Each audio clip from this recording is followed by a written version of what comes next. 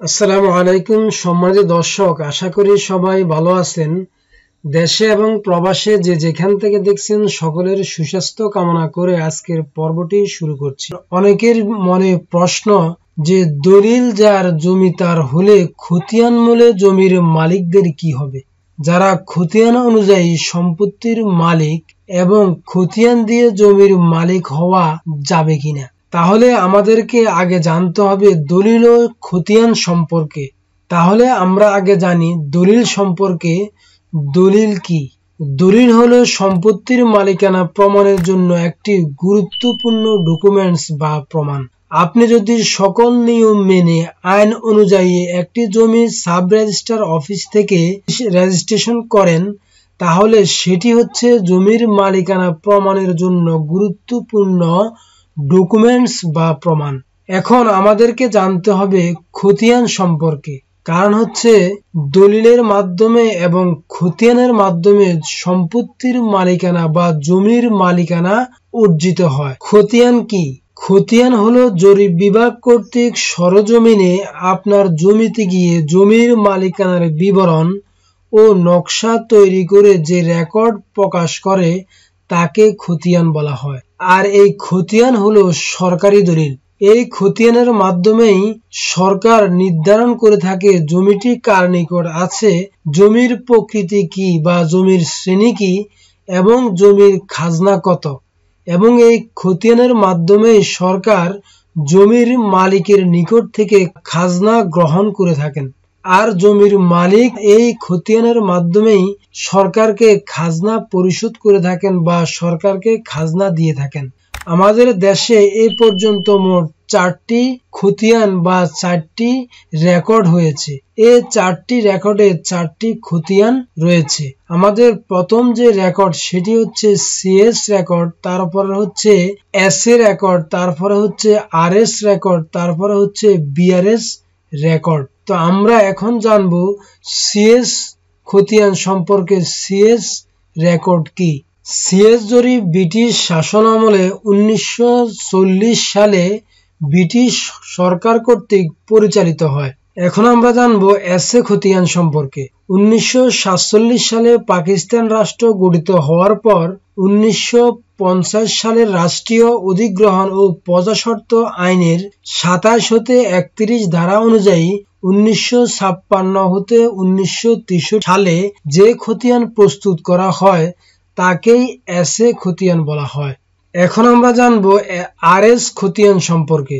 SA খতিয়ানের নানা রকম ভুলের কারণে জমির মালিক এবং দখলদার ইত্যাদি হালনাগাদ করার নিমিত্তে এই জরিপটি সম্পূর্ণ করা হয়।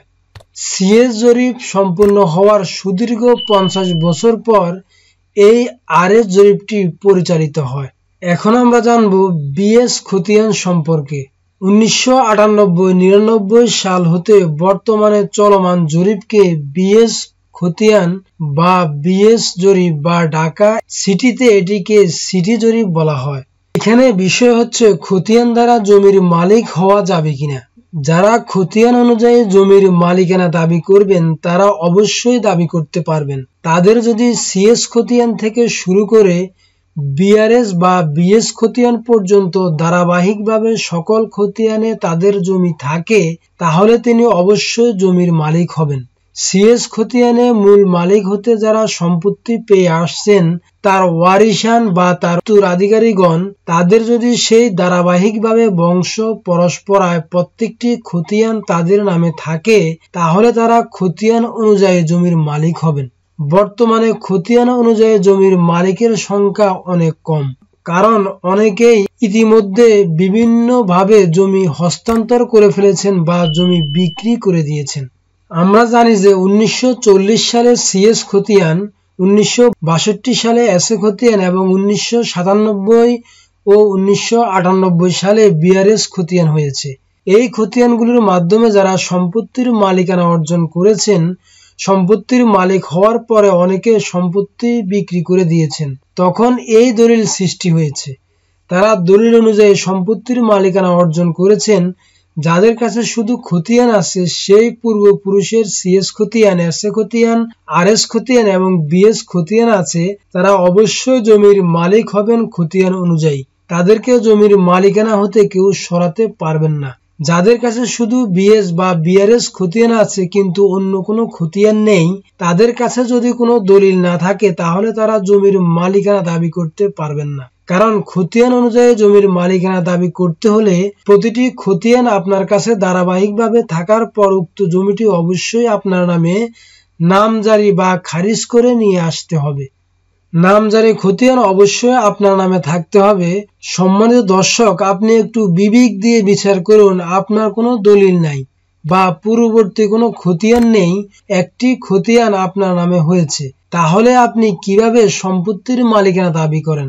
আপনার নামে যে খতিয়ানটি হয়েছে তা অবশ্যই ভুলবশত হয়েছে, অন্যের সম্পত্তি আপনার নামে রেকর্ডভুক্ত হয়েছে এবং শুধুমাত্র একটি খতিয়ান দিয়ে জমির মালিকানা অর্জন করা যায় না। আপনার নামে যে খতিয়ান হয়েছে তার পূর্ববর্তী খতিয়ানগুলো যদি আপনার পূর্বপুরুষের নামে থাকে, সেই সিএস খতিয়ান থেকে শুরু করে বর্তমান পর্যন্ত আপনার ওয়ারিসদের নামে থাকে, তাহলে আপনি অবশ্যই জমির মালিকানা দাবি করতে পারবেন এবং আপনি খতিয়ান অনুযায়ী জমির মালিক হবেন। তবে অবশ্যই আপনাকে যথোপযুক্ত কাগজপত্র আপনাকে উপস্থাপন করতে হবে জমির মালিকানা প্রমাণের জন্য খতিয়ান অনুযায়ী।